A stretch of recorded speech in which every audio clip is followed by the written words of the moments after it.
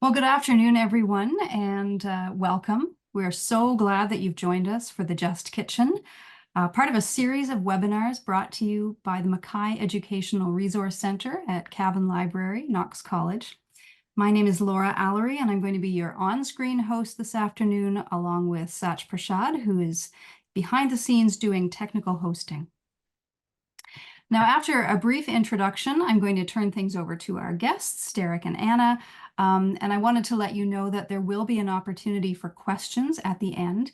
If questions occur to you while they're speaking, you'll notice the Q&A button at the bottom of your screen. You can just click that, type in a question, and then we'll make sure that at the appropriate time at the end, I will read your questions to Derrick and Anna.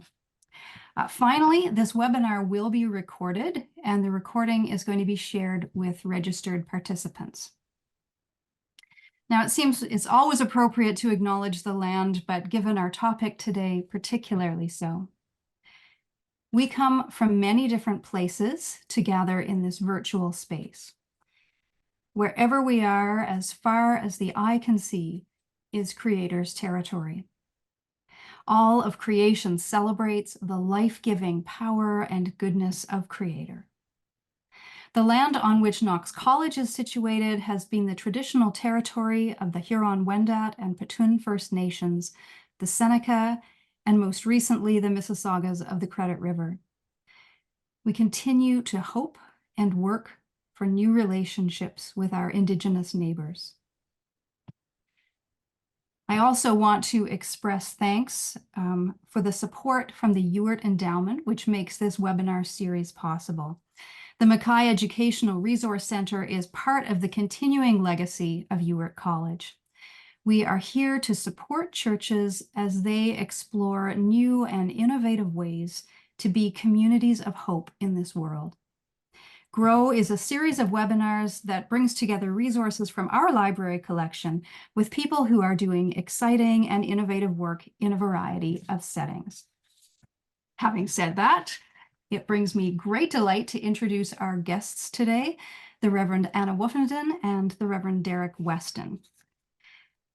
Anna Woofenden is the author of This is God's Table, Finding Church Beyond the Walls.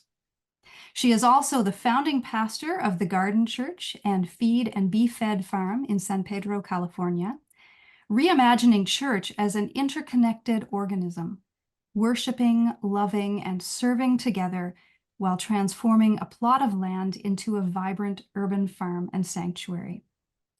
At the end of 2017, Anna transitioned the Garden Church to new leadership. Since then, she has served as the interim pastor at Zion Lutheran Church of Pittsfield and as the Protestant advisor at Amherst College, as well as consulting on outreach and new ministry opportunities, teaching, writing, speaking, and coaching across the U.S. She is now rector of St. John's Episcopal Church in Northampton, Massachusetts, where she lives with her husband, David, and their beloved daughter. Anna enjoys nature, gardening, art, children, writing, community, singing, laughter, and a good cup of chai. She is passionate about spirituality, justice, food, the earth, beauty, compassion, community, the dignity of all human beings, and a calling to reimagine church. Anna is the founder of the Food and Faith podcast, which she co-hosts with Derrick Weston. Derrick Weston is a writer, filmmaker, podcaster, and educator. He currently serves as the Theological Education and Training Coordinator at Creation Justice Ministries, an ecumenical organization dedicated to helping Christians live in right relationship with God's creation. And we've put the link to Creation Justice in the chat so that you can check it out and learn more. Anna and Derrick, it is a delight to have you here. Welcome. We look forward to learning from you, and I'm going to pass it over to you now. Thank you so much for having us. It's great to be here. One of the things that Derrick and I notice as co-authors is that we don't get to hang out that much anymore, not like the way we did when we were writing. And so it's fun to do something like this because here we are, we get to be on screen together. So I'm so glad to be here with you, Laura, and with all of those of you who are listening. I'll just echo that. It's a joy to be with you all. We want to take an opportunity. Obviously, we're going to be talking a lot about our book, The Just Kitchen, which came out in October. One of the great pieces of this book, there are a lot of stories and recipes, and we'll get into all of that. But one of the great features is that there's a lot of liturgy spread throughout the book, and most of which was written by Anna. And so we're actually going to start with a little piece of responsive liturgy, and feel free to respond as you feel led as we begin our time together. Next slide, please. I just invite you to take a deep breath wherever it is that you are right now. And wherever you are physically, I invite you to transport your memory, your presence, your thought to a kitchen. Maybe it's your current kitchen. Maybe it's a childhood kitchen. Maybe it's a kitchen that was formative to you in some way.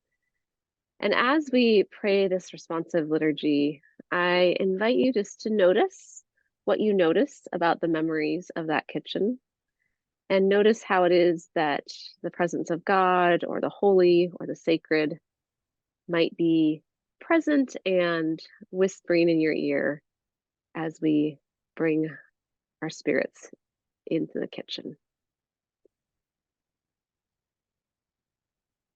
This prayer is titled, Who Is and Was and Is to Come.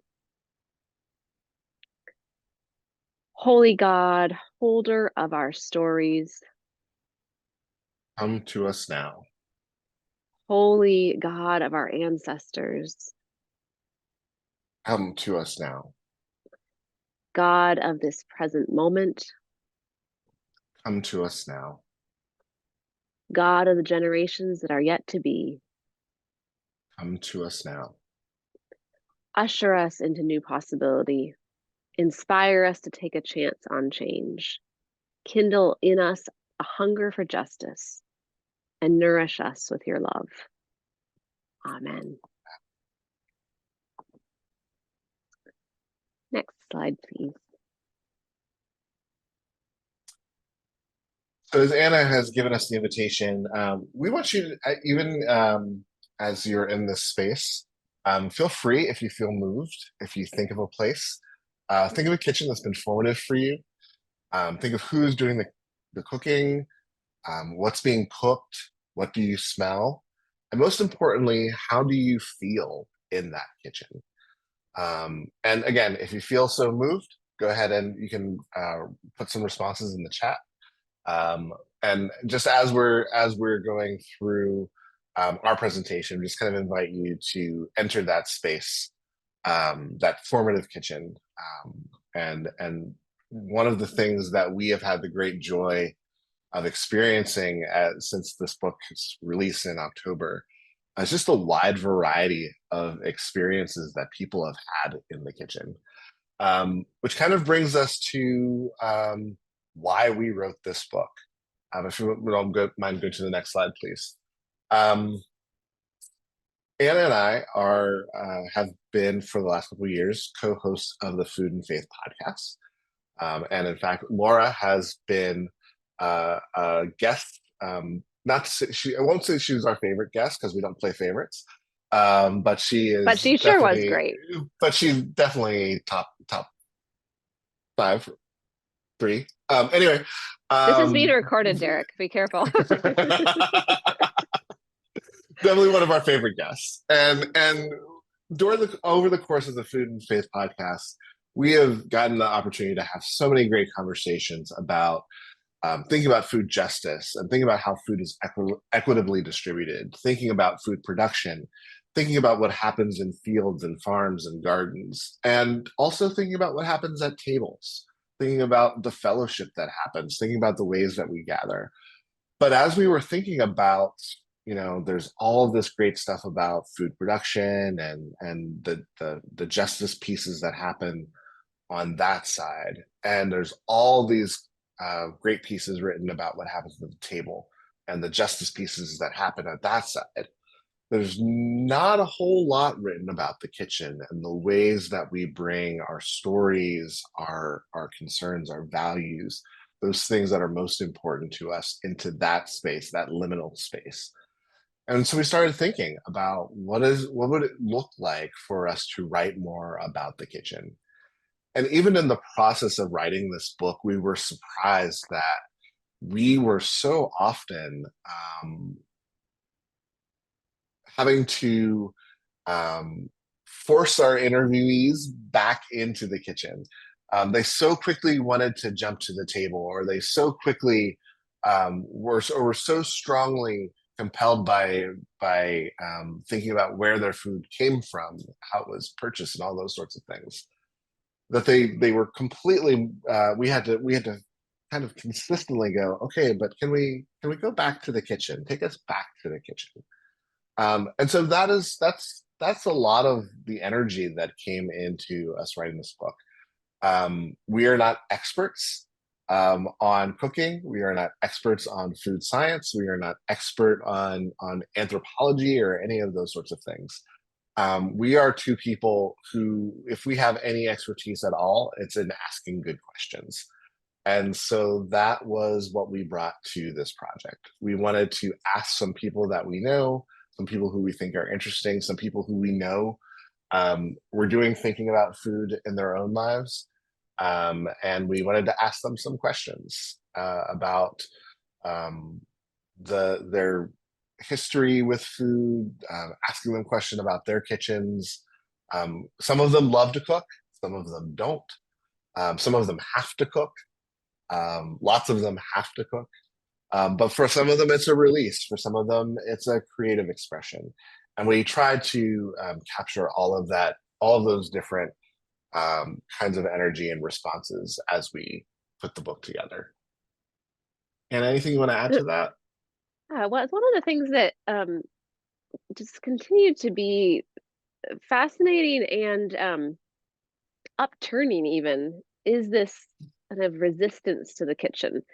And I think for both of us, but I think this is true for both of us. It certainly was true for me that I learned a lot about my own stories and my own resistance to the kitchen in this process, and things that I kind of at first thought, oh, yeah, we have a resistance to cooking, or we keep wandering back to the table or out to the garden, as Derrick said, come because there are deep histories in our kitchen, both individually, but also as peoples.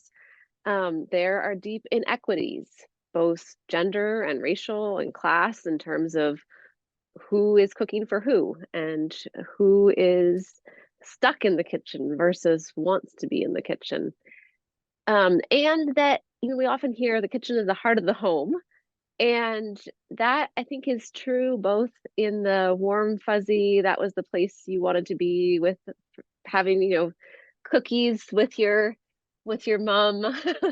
But it's also the place where heartbreak happens. It's a place where if there is disruption in a home, that it is felt. It is a place where tension is felt.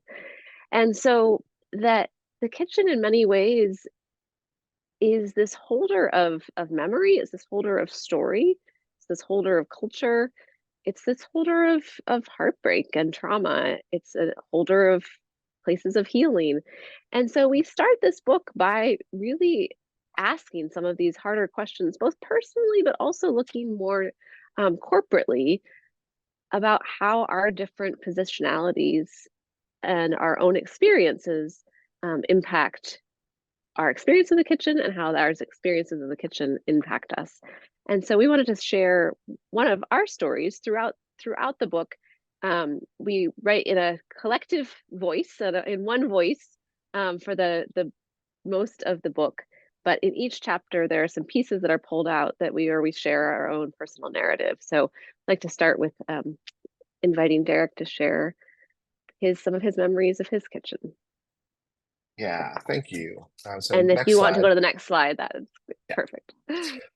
So this piece is called Food and Identity, and as Anna said, so much of the book is written in singular voice, but it was important for each of us to just speak a little bit of our own realities. And so this one, from the opening chapter, it's called Food and Identity. When you are young, food is food. It never would have crossed my mind as a kid to think of black foods and white foods. But as I got older and got to peek into more of my suburban white friends' kitchens, it slowly dawned on me that what was happening in the kitchens of my youth was the presentation of black food. Along with that realization came questions about the value of what was happening in my kitchen. Internalized racism asks, if white people aren't doing it, does that make it inferior? Such questions didn't linger because what was coming out of the black kitchens of my younger days was delicious. Though I ceased questioning the merit of the food itself, I was left with the observation that what was happening in our kitchen was a part of who we are, and that had value. Over time, our family's kitchen would become more white. And maybe a better way of saying that is that our kitchen became more middle-class American. More frozen things, more prepackaged things, more instant things. As time in the kitchen became more of a luxury for everyone in the house, convenience took precedence over culture. The casualty of this convenience was the loss of generational memory of what happens in Black kitchens. At some point, we lost sight of the kitchen as a place to preserve culture. This, it seems, happens to a lot of us, regardless of race. Though both my brother and I experimented and treasured our foods, our attempts to make fried chicken like our moms ended in grease fires, plural. We wouldn't have named it as such, but those failures were an attempt at keeping something of our past alive. I'm now just learning what to do with collard greens, thanks to volumes on Black cooking, and insist on growing them every year for the ancestors. My early 20s were a blur of fast food. My late 20s and early 30s, though, were a time of slowly reintroducing myself to the kitchen space. I imagined myself a large event chef using as many pots and pans as possible to create elaborate meals, at least by my standards. That's also when I began to love cooking shows. And let's not forget the grill. I was 30 when I got my first grill. Grilling is an oddly gendered activity, an acceptable way to cook and still be manly. Though I've become suspicious of the gender dynamics that exist around cooking over fire, I still love grilling. And while the grill is outside, I consider it an extension of the kitchen. Over the last decade, my cooking has been paired with an increased love of gardening, which has included an appreciation for the African American contribution to the agriculture of this country. My interests now are around what cooking says about the people and cultures represented in the kitchen. I love shows like Chef's Table and Ugly Delicious and anything with the late Anthony Bourdain. Cooking has become for me a way of getting to know people, their history, and their values. This includes my own heritage. Some foods represent struggle and oppression. Others represent resilience and ingenuity. Still others represent celebration and victory. And you can have all of these experiences represented on one plate.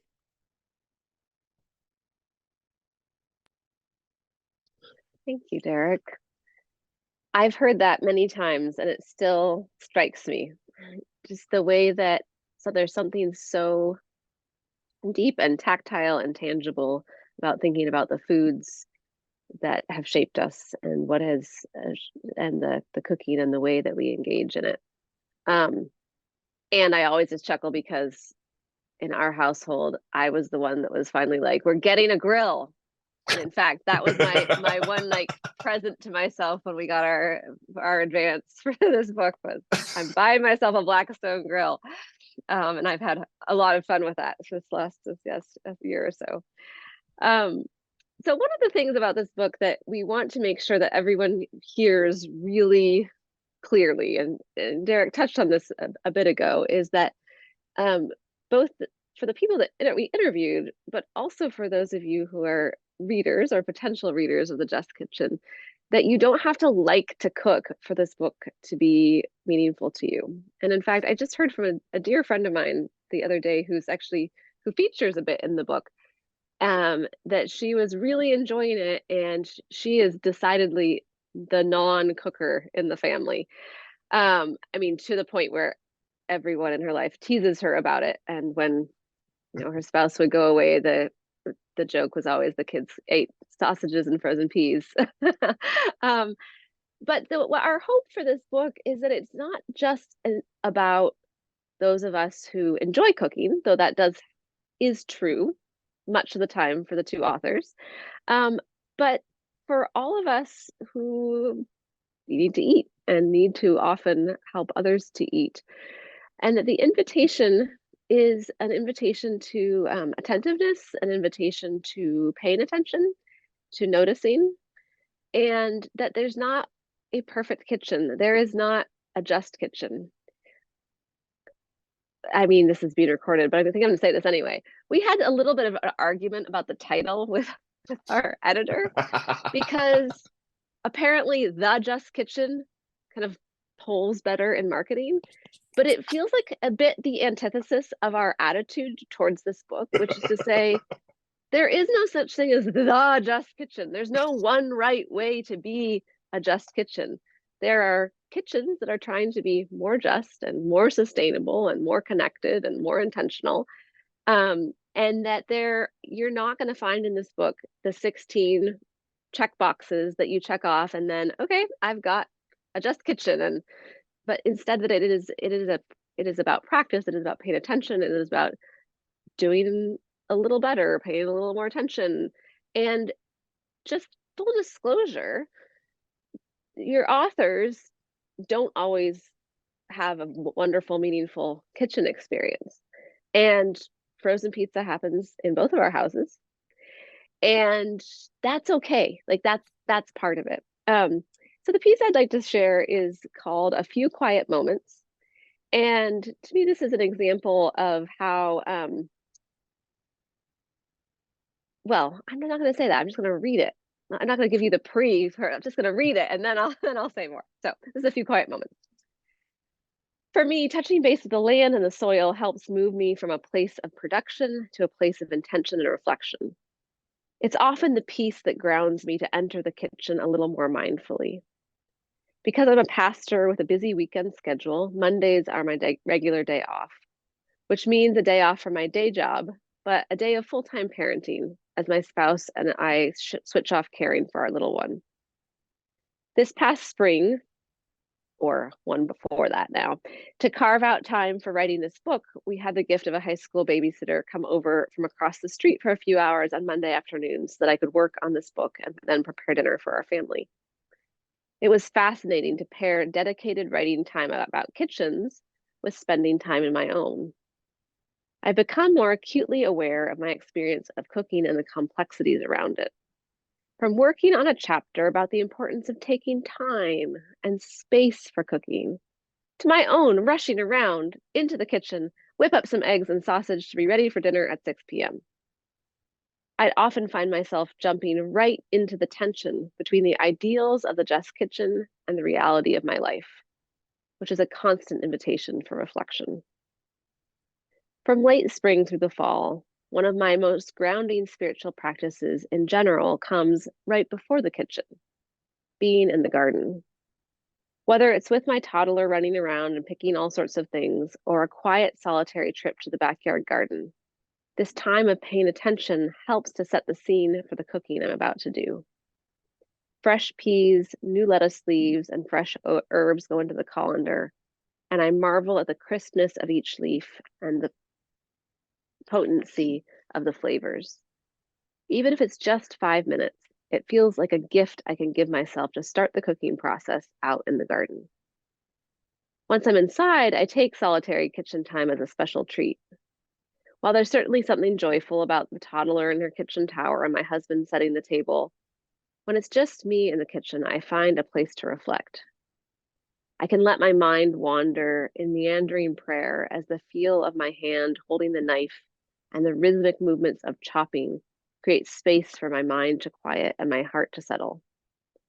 Even when the pace picks up and I'm juggling the potatoes boiling in one pan and the fish braising in another, I find there's something about the rhythm that I can get lost in. For me, practices in which I can get absorbed and let go of the other thoughts and anxieties that often travel with me are essential to my well-being. When cooking holds some intentionality, it gets me out of my head and into my body, half the battle. And though there is a product at the end of it. The process is the practice. And so by the time we sit down to eat, at the table to eat, my soul has already been fed. And likewise, I've heard that piece quite a few times and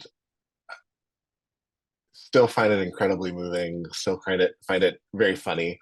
Still find it so very relevant to my experience of being in the kitchen and the desires we have. So much of what is in this book is about the desires that we have in our kitchen space, to live out the best versions of ourselves, and the tension that we have with the realities of the world that is around us and the realities of the stresses.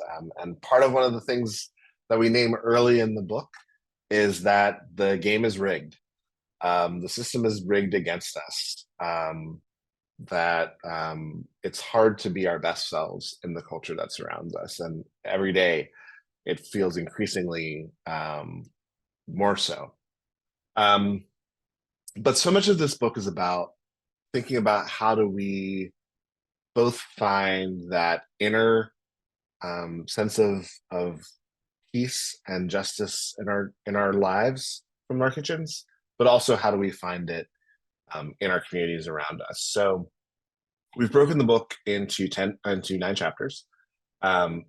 Kitchen as a place of story and history, kitchen as a place of interaction, kitchen as a place of preparation, kitchen as a place of transformation, kitchen as a place of reflection, kitchen as a place of healing, kitchen as a place of community, kitchen as a place of mutuality, kitchen as a place of celebration. Oh, and 10, kitchen as a place of hope.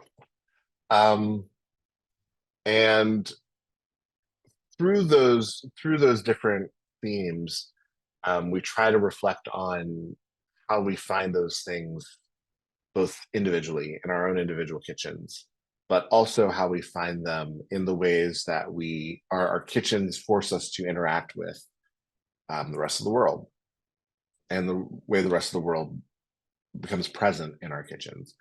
So thinking about things like sourcing and how our food is grown, and who is doing the picking and who is doing the growing, those sorts of things come into conversation. But also thinking about things like disordered eating, thinking about things like eating, cooking when you are a single person versus cooking in a family. Thinking about all of the ways that for a lot of folks, cooking, the kitchen has been a place where there's been a lot of hardship, and a lot of grief, and thinking about the ways that we deal with that. One of our mutual friends, Jason, person who deals with disordered eating, and we talk about him a lot throughout the book. And for him, he has lots of anxiety around eating around other people, and oftentimes he will cook to make himself eat, and sometimes he will cook beautiful, elaborate meals that he ends up not eating because his anxiety is just so high. And recognizing that these ideals don't always play themselves out. One of the other pieces of this is that while a lot of the writing is about what happens in our own home kitchens, we also have one chapter, the kitchen as a place of mutuality, where we think about the cooking that happens in community kitchens, particularly for those of us who have leadership roles in church, leadership roles in community, thinking about the kinds of cooking that happens in those community kitchen spaces. And Anna has a piece called Feed and Be Fed. And I want to invite her to read that piece now. You can go ahead. Yep, thank you.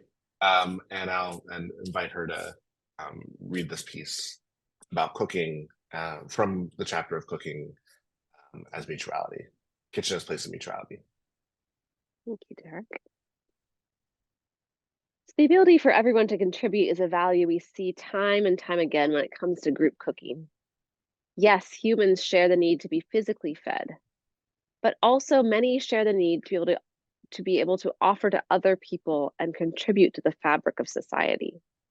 So often when people are struggling and have physical needs that are unmet, toxic givers focus on what they can provide for them, failing to mutually engage and find common invitation for all to care for each other. At the Garden Church, the urban farm and outdoor sanctuary planted in Los Angeles in 2014, we did a lot of things together. We worked in the garden, planting and weeding and watering and harvesting.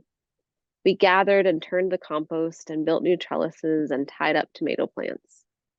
Sunday gatherings were held in the same space, with the ground beneath our feet and the sky as our roof. And then we ate together. A beautiful swath of humanity gathered around the community meal, some for whom that was their only meal of the day, others who would have otherwise been eating alone in their apartment, and others who found that community gathering was a different kind of nourishment, was a time of connection and community for all of us. We ate together around picnic tables in a city lot and learned together about growing food that was then cooked and enjoyed.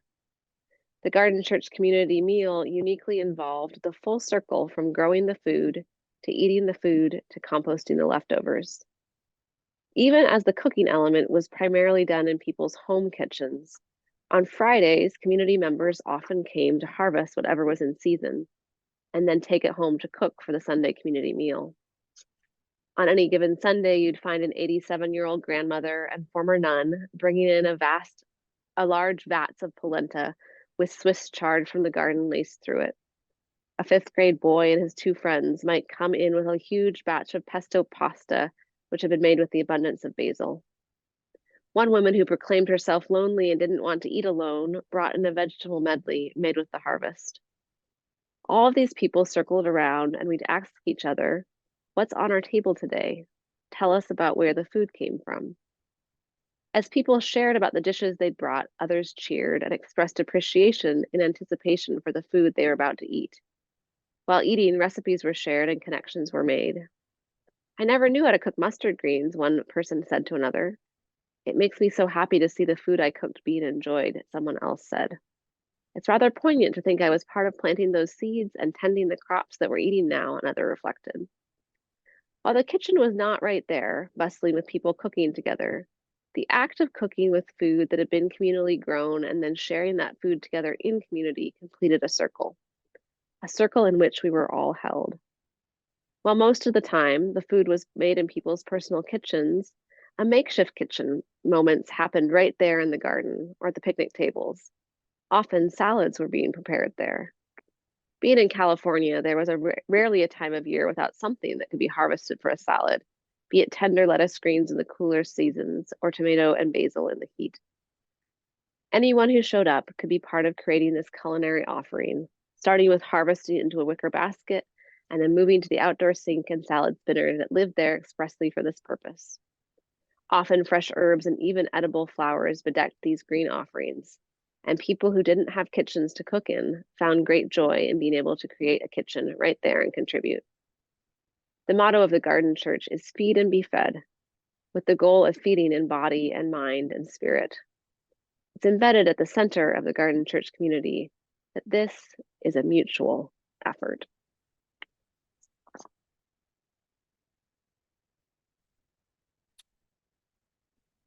And because,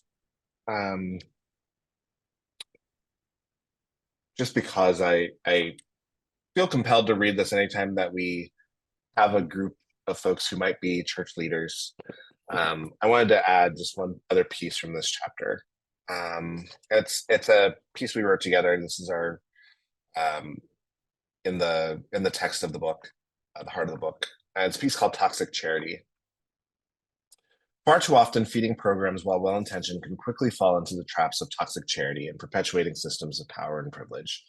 The Reverend Dr. Heber Brown III, founder of the Black Church Food Security Network, explains, "Charity does not equal justice. Charity can mask our understanding of the root of the problem. Prolonged engagement with charity can corrode the soul of those in need. It can wear away our sense of human dignity, our somebodyness. The flip side of this is that when economically affluent, often white-led organizations are constantly in the posture of giving, it can also corrode the soul of the giver, who is always in a position of superiority. Food charity is a sweet siren song. It is not a sustainable track toward the beloved community. When we look at just kitchens, it goes well beyond our personal kitchens. The kitchens are in churches and community centers, synagogues, and soup kitchens that seek justice. These shared kitchen spaces hold within them understandings of the complex layers of justice and injustice, generosity and power, liberation and oppression, even as just kitchens hold a commonality of dignity and shared food that honors everybody's somebodyness. I just feel like it's important that we recognize, one, the importance, recognizing that there's probably always going to be a need for food charity in our communities, and yet there's a way of doing food charity well that upholds the dignity of people who are on the receiving end. And that's a responsibility for those of us who love God and who love people. I want to conclude with where we conclude our podcast. We end our podcast asking this question of people: what gives them hope? And we qualify that question by saying, not a hope that ignores the troubles of the world, but a hope that kind of gives you the courage to get out of bed and face the problems that are in the world. And so I want to end my piece here by reading this section that I wrote called "What Gives Me Hope." In late 2019, my oldest daughter became vegetarian. Months later, two of the other kids followed suit. These sudden seeming changes in diet sparked a lot of conversations in our house about how we should treat animals, what is best for the environment, and what it means to be an ethical eater. My wife and I haven't joined our kids in their meatlessness, nor has our youngest son, but we have started eating less meat and now pursue better raised and animal honoring meat. Our cooking has changed because of our kids' convictions. Our children are thinking about ways they can make the world a better place. That, more than anything, gives me hope. I am very aware of how far my real life is from my ideals on so many fronts, but especially in the kitchen. The truth of my kitchen is that there are fruit flies hovering around the tomatoes from my garden. There's an unused head of lettuce slowly rotting in the crisper, and family-sized containers of items from big box stores make it hard to move around. The recycling bin is full of pizza boxes. The garbage has half a kid's dinner that didn't make it into the compost despite my nagging. What qualifies me to write about a just kitchen? It's been a surprising companion on this journey, a softer, quieter companion. I don't know if it is a new companion or one whose voice has been strengthened by the process of writing. It is a voice of attentiveness. It draws my attention to the people I'm cooking for just as much as to the act of cooking. It occasionally snaps me out of my rush to get things on the table, to appreciate the sound of boiling water, the smell of fresh herbs, and the feel of a knife against a cutting board. It is a voice that draws my attention away from the fact that I didn't grow the lettuce myself, and takes a second to pray for the hands that did. It is a voice that reminds me that beef is a cow, pork is a pig, and poultry is a chicken, that all of those beings should be honored as they give their lives for ours. It is a reminder that while billionaires own those stores that I'm ashamed to have shopped in, the people working there and shopping there are doing what they can to put food on their own tables, and there's dignity in that. It is a recognition that I am connected to the whole of creation in messy, complicated, beautiful, and surprising ways. Early in this process, I described the book in progress to an acquaintance. Her eyes lit up as I shared that I hoped to break us out of seeing cooking as a chore. Right, she responded. It's not a chore, it's a ritual. I agreed. And while rituals can be reduced to merely structural repetition, my hope is that we can see cooking as a ritual that honors the continuity of life. One thing dies that another might live. We are creatures participating in the acts of creation, and yet we are the only creatures that cook. The lives that are preserved through cooking are the ones with the opportunities to speak peace into the world, call out injustice, and make right what is wrong in our broken systems until they too become food for the life that will come after them. My kids are part of the life that comes after me. With every meal I make them, I hope I am nurturing people who will speak truth to power. I hope I am fueling bodies that will stand up for the vulnerable. I hope that when they see me in the kitchen, they are invited into the delight that I feel in getting the opportunity to love them in such a tangible way. I hope that they see that my wife and I have tried our best to create a space of welcome and hospitality where all are afforded their due dignity. And I hope that they will continue to be people who are uncomfortable with the world as it is and who will do the small incremental things that make it better. Thank you, Derrick. There's something so powerful, and I would invite all of you listening to just think about what it is that gives us hope. As Derrick mentioned, we have two bookend questions that we ask all of our podcast guests. And the first is, what is your geography? Where have you come from?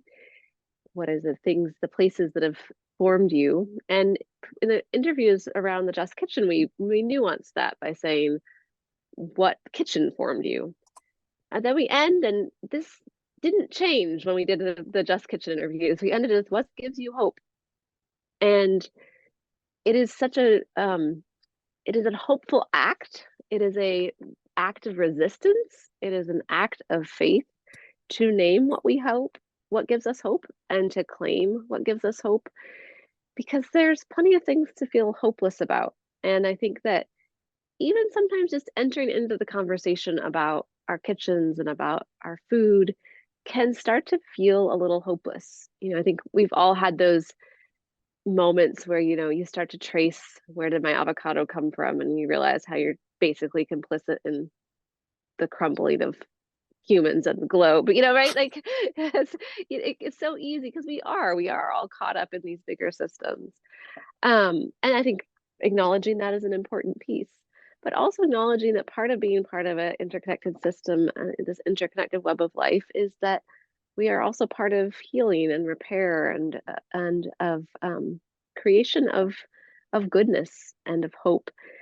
And so to be able to name those for one another and with one another is an important and part of this work and of this practice, and living our lives with attentiveness and with a practice of seeing where God, goodness, love, justice, mercy are at work in the world. And so we would invite you, as you're reflecting, to, as Laura has mentioned, please feel free to have Q&As, but also if there's something that gives you hope. It is always powerful to hear that from one another. What is it that gets you up in the morning and that keeps you going, that even when things are tough, you keep showing up to things. So with that, I think we would like to open it up for Q&A and any questions that are out there, or anything that gives you hope. And there's our what gives you hope slide. And while we give everyone the opportunity to ponder that, I would just like to thank you both for that presentation. You've given us so much food for thought, and also such a great sense of how varied this book is. It's kind of hard to describe because it's very anecdotal. In some cases, it does have that collective voice, and then it has an individual voice. There's really profound theology here. But as I was saying to Derrick earlier, I laughed out loud at some other parts. But it's a very gracious book, in the sense that, Anna, I think you said it's not aiming for or setting up expectations of perfection so much as it is an invitation to attentiveness and to do better incrementally. And I think that spirit is really integral to the kind of book that it is. I'm just checking out the chat here. I thought maybe I would just a moment. I'm just looking at the Q&A. If you do have questions or your own anecdotes about sources of hope right now, please feel free to share them. I was struck by something you said, Anna, and I think I've got to check my notes here.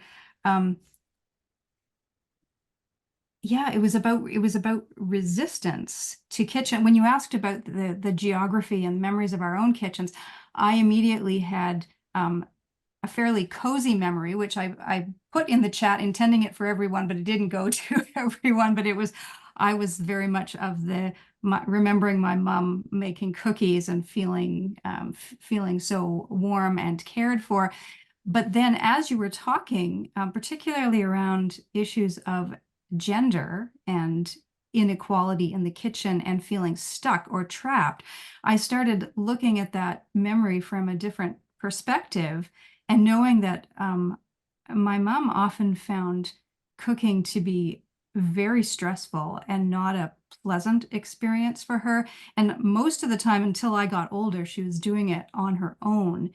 And I thought, wow, my cozy memory of waiting for those cookies to come out of the oven might have sounded very difficult, very different coming from her. And then that led me to think about kitchens in our churches, and the division of labor based on gender that we sometimes see there.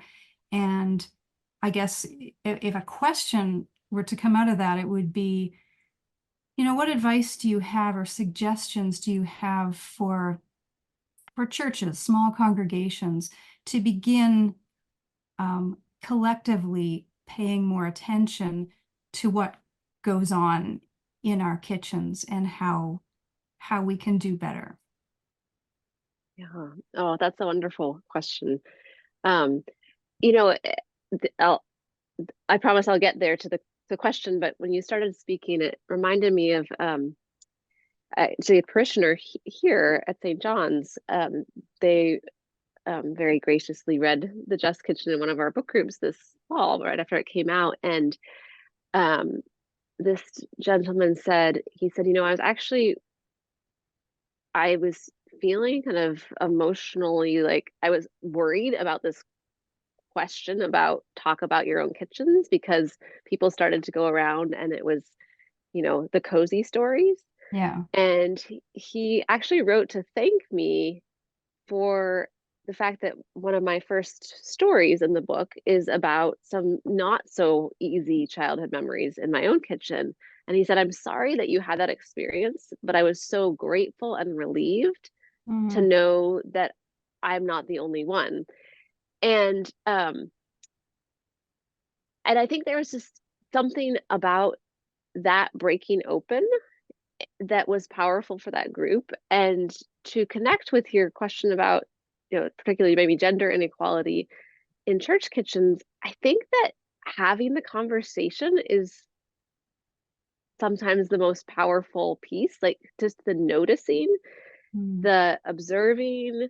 Um, I mean, I guess I can plug our book. I mean, have your congregation read this book, right? And I don't just mean that because, you know, wonderful, read our book, but that being able to reflect. I think there's something about being able to reflect when you're not in the kitchen in the dynamic, being able to be Mhm. sitting around a table or in a room or wherever it is in some other setting, and notice and then start to ask questions. I think if you're in a position of a faith as a faith leader and you're seeing that this is a dynamic, to to examine larger dynamics and to invite people to notice, like you did so beautifully, Laura, what was your childhood experience? How did that shape you? And how is that translating into the family system at church? Mhm. Um, and then to disrupt that a little bit. I we routinely have the issue of the same few people being there running the dishwasher, and we have this commercial dishwasher that you have to like be there and like run it, Yeah. and it's the same like two or three older women who were often there.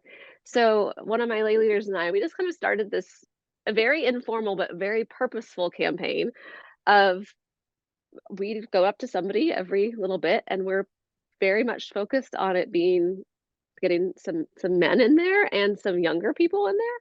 And so we just say, hey, would you be willing to go and learn how to run the dishwasher? We need a few more people to run the dishwasher. And what I'm seeing, this has been about 5 months or so, is that yes, those same still people are often often there, but not always. And there are more and more people, and there are more and more people that have the expertise, because you need to learn how to do it. And once you learn, you can do it. So I feel like that kind of two parts of having space outside of your kitchen, your community kitchen space, to reflect on the dynamics, but then also just start disrupting it. Like, you don't have to have a annual meeting to decide that we're going to have more variety in the kitchen, but actually just kind of start to do it and shake it up a little bit, and share the expertise, and that can shift things. Thank you. That's helpful. We have a question. How do we make, and this is to both of you, I think, how do we make our daily prayers for food more meaningful? Mm. Do you want That's to a take great that one to question. start, Derrick, or do you want me to? Yeah, I'll try. I think there's a couple things. One is connecting the food to people. First, the people who were responsible for the growing, picking, raising of whatever food you're preparing. Secondly, the people who are going to be on the receiving end of the food that you're preparing. But I think, just sort of as a practical thing,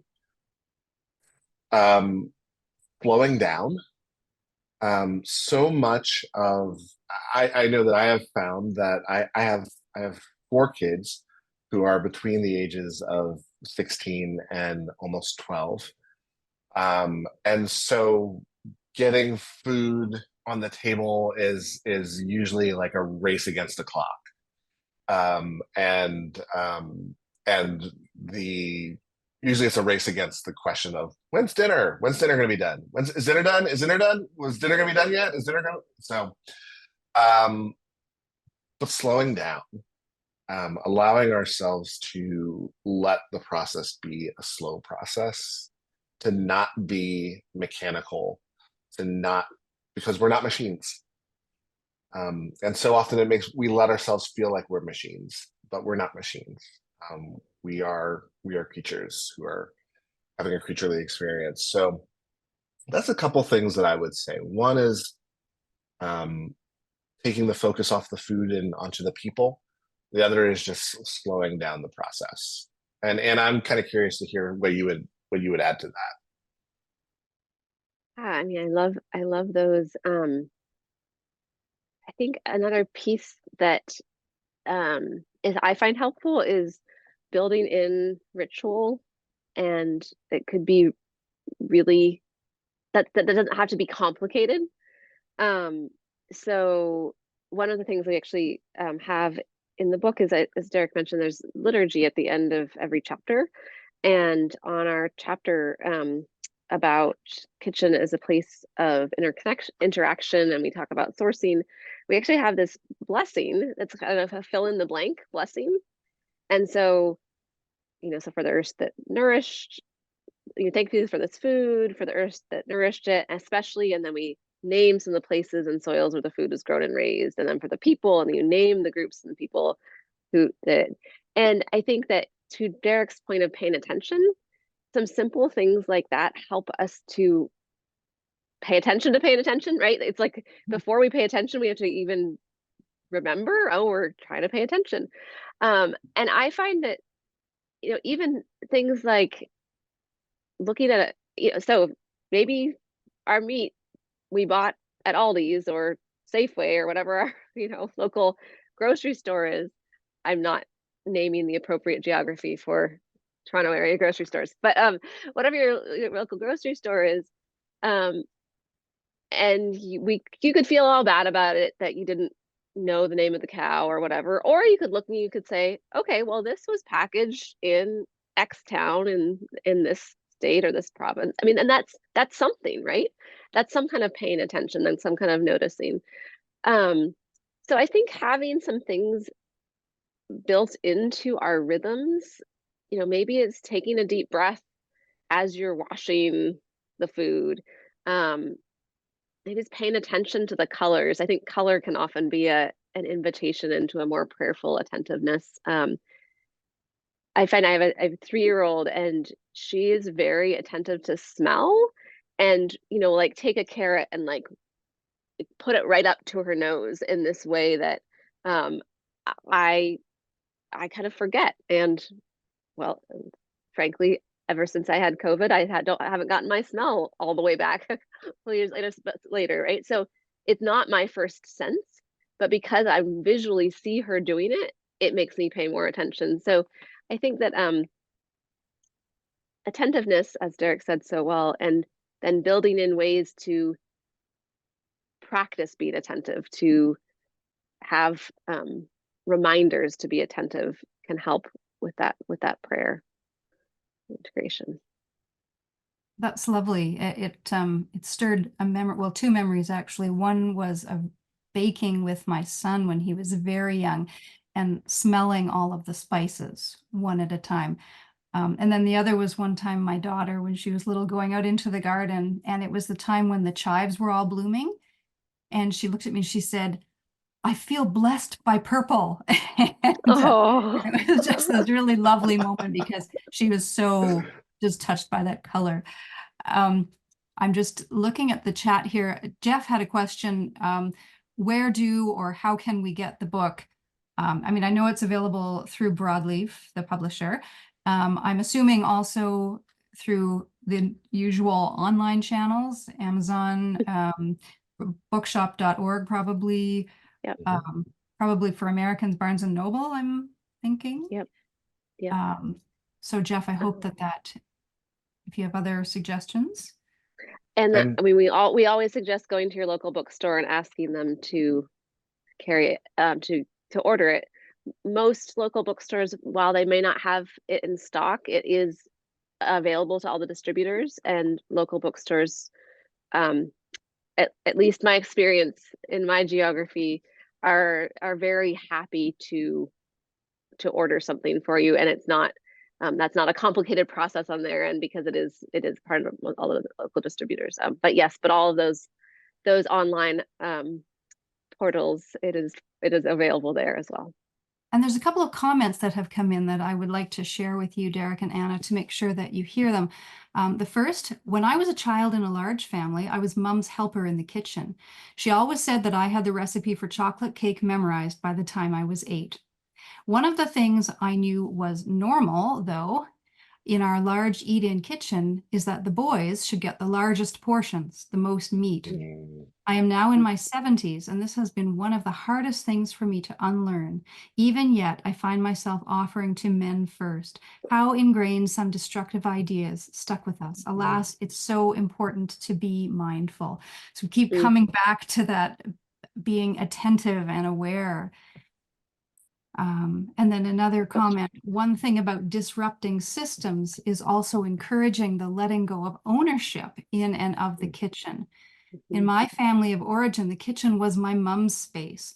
Often it felt welcoming and warm, cozy memories of food prepared with joy and love.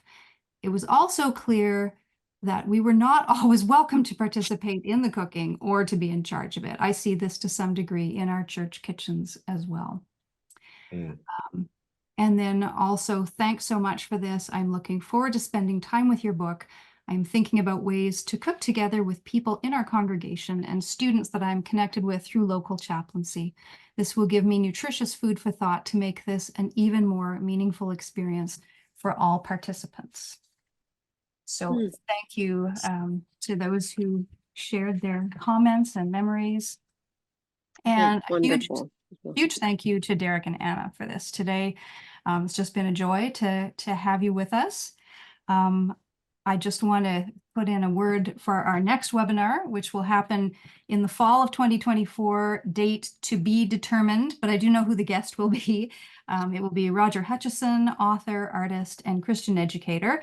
Last year, Roger published a book called The Art of Calm, which chronicles his own struggles with mental health and offers guidance and all kinds of really practical suggestions for spiritual practices that helped stabilize and sustain him in his own life and ministry. So Please watch for announcements about that webinar in the fall. Spread the word and join us online if you can. And oh, thank you just came in from Jeanette. Thanks so much. This has been lovely. So thank you all for being here, and for Derrick and Anna for your work and your thoughtfulness. And yeah, many blessings to you in your growing and taking those steps toward a just kitchen. Perhaps not the just kitchen. Amen to that. Thank you Yes, so thank much, you. Laura. Thank you This for was a having us. joy.